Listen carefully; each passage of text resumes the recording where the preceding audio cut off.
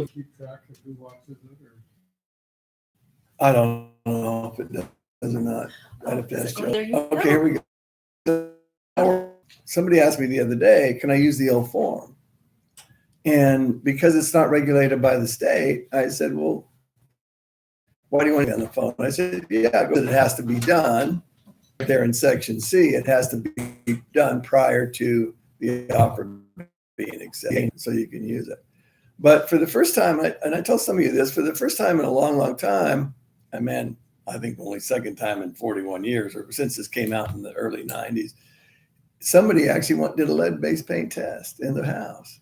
And the reason that they did is because they had a child, a 2-year-old, with elevated lead levels. They were sick, and so they went to the doctor, and they had elevated lead levels in their system, and so they're really fearful of that. So when they went and did this house, it was full of lead. Of course it is. You know, the home, and the crazy part about it is this home was built in the early 80s. So that was very unusual. It was unusual that number one, that they checked, and unusual that they found lead.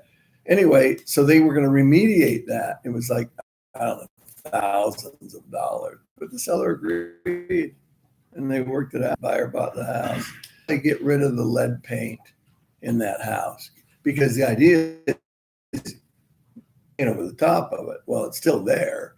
For kids eating, flakes of paint off of the trim of that's kind of a sweet flavor, evidently, personally, but you never know. But anyway, these forms can't be taken lightly. They have to be done properly. We have a lot of homes built prior to 1977, and even though they've given us some leeway and made it a little easier for us, we're still not doing it right. We're still just kind of pushing it off to the side.